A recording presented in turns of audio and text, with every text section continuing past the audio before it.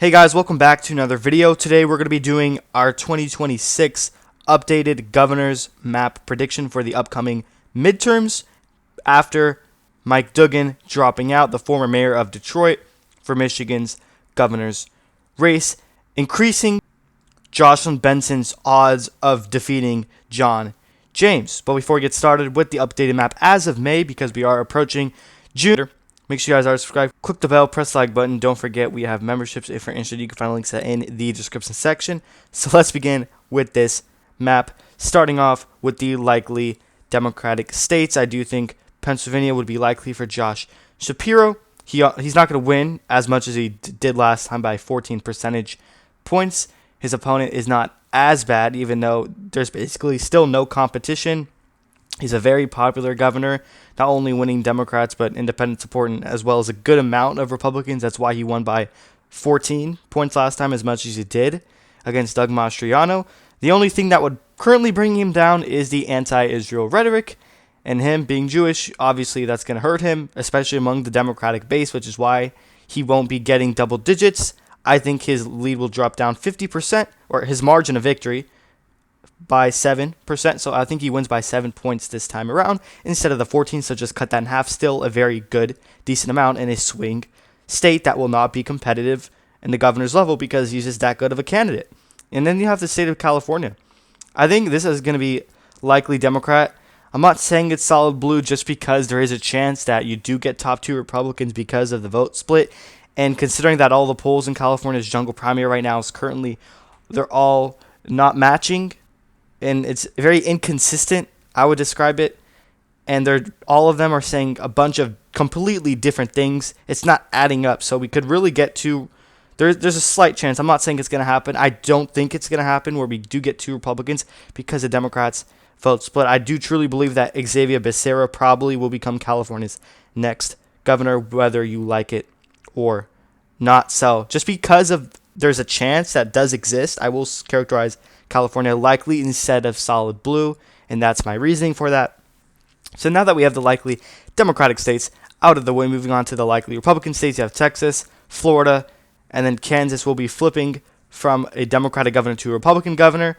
I don't think those are pretty self-explanatory. We don't really have to talk too much about that. So moving on to the lean states for both of the parties, starting off with the Democratic Party. I do think Oregon is going to be very competitive this time around as it was last time.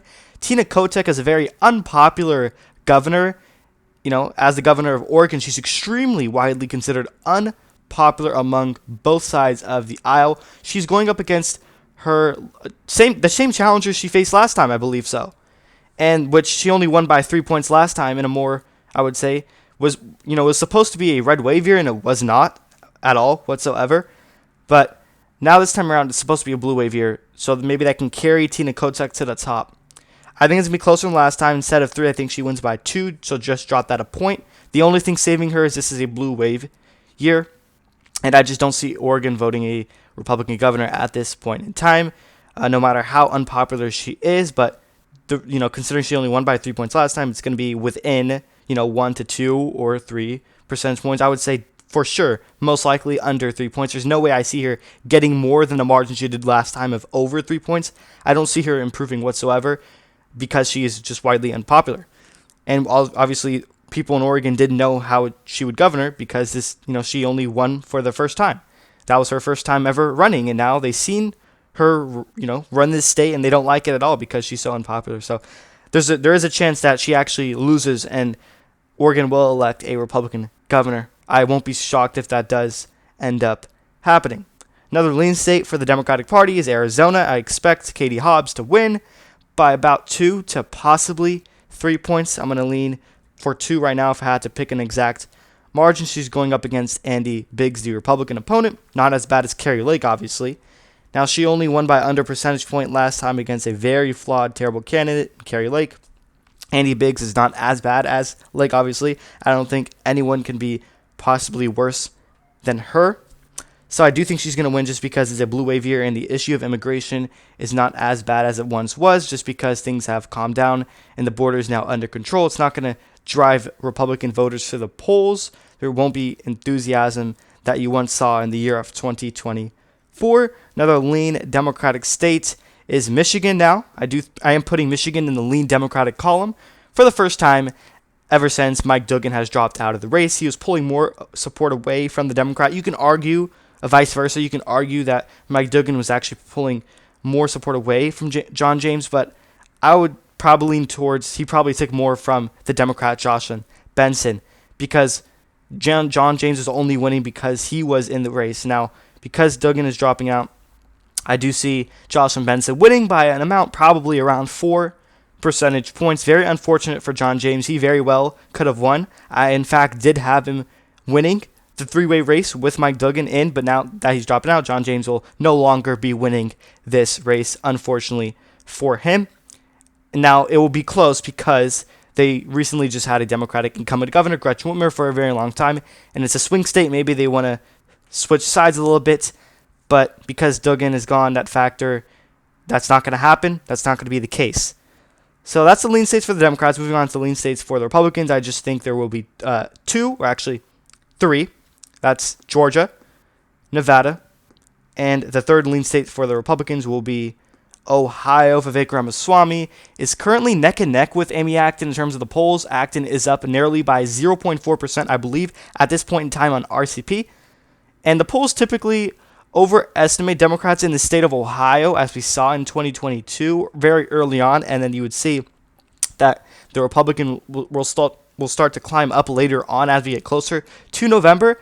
It looks like it's happening with John Husted as he is climbing, but the same thing is not necessarily happening with Vivek Ramaswamy, which makes it so nerve-wracking. And just the fact that he ran for president in 2024, and he managed to get 8% of the Republican vote, and that really shocked me. I think that was impressive for him, considering he's not a politician. Not a lot of people knew him. Name recognition was very low at the time, and he managed to get 8%. I think that goes to show you that he probably will become governor. Ohio's a very red state, so if that's the case, I think he'll defeat Amy Acton.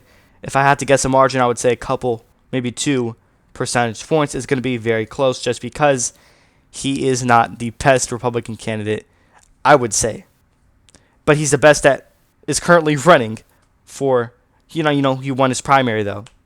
But he's the best out of his primary, that's what I would say. But he's not the best that they could have possibly chosen. He's just the best out of all the candidates that can run, if that makes sense. Nevada. Joe Lombardo is a very popular governor, approval rating nearly in the 60s, which is very good for a Republican. Nevada is a state that typically favors Republican governors. Meanwhile, it's the opposite for the Senate. They like Democratic senators. If that's the case, I expect Joe Lombardo to win. He won last time by, I believe, 1.5 percentage points. I think he can win by up to 3 at like a very good possible scenario for him. He's going up against Aaron Ford, which is a very strong Democratic candidate that will make this race very competitive. So I would probably say Joe Lombardo makes a slight improvement by probably 2 points. He wins by just 2 from the 1.5 he did by in the 2022 midterms. And Donald Trump is very disapproved of in the state of Nevada. I know he won this state, but if you take a look at his approval rating in every single state, his approval rating in Nevada is actually very poor right now. And then as for Georgia, Keisha Bottoms won her nomination for the Democratic Party. She's an awful candidate, worse than Stacey Abrams. If you thought Abrams was bad, no. Keisha Bottoms is way worse. She got endorsed by former President Joe Biden. And, at least Abrams made it within 2 points in 2018, I believe, against Brian Kemp. And Brian Kemp, as we all know, is very popular. So give credit to Stacey Abrams. Keisha Bottoms is worse than that. So I think I'll put it in the lean Republican category. For the Senate, it's a totally different story. It will definitely be lean Democrat because it is shifting towards the left. And then John Ossoff is also fundraising the most out of any candidate possible that is running.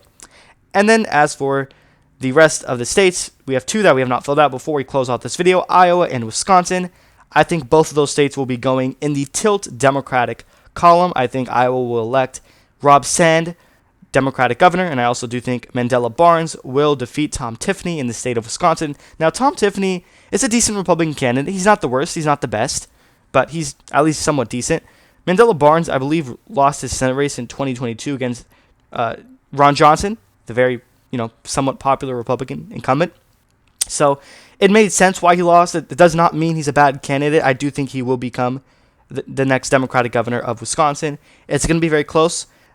The only way that somehow Tom Tiffany does end up pulling this off is because they recently just had a Democratic incumbent governor in Tony Evers, and similar to Michigan, this is another swing state. Maybe they want to switch sides just a little bit, and Tom Tiffany somehow pulls off the victory. This is a blue wave year. I don't see that happening. Keep in mind, Wisconsin voted to the left of Michigan and Pennsylvania in 2024. That's the biggest factor on why I have Mandela Barnes winning this race by about a percentage point. And then Iowa, Rob Sand is leading in the polls right now. That is the main reason why I do have him winning. There is no sign that his opponent or he is going to lose. There's no sign right now that I can point to and say that Rob Sand is going to lose, other than this is a red state. But he's polling very good in a red state, which also is another reason why he wins this. So 24 to 26, this is the updated governor's map ever since Mike Duggan dropped out. Let me know what states you agree with or disagree with in the comment section down below. This is my opinion. One last final reminder is to subscribe, click the bell so you don't miss on my content. Press the like button, share this video. Don't forget, we have memberships. If you're interested, you can find links in the description section. Thank you everyone for watching.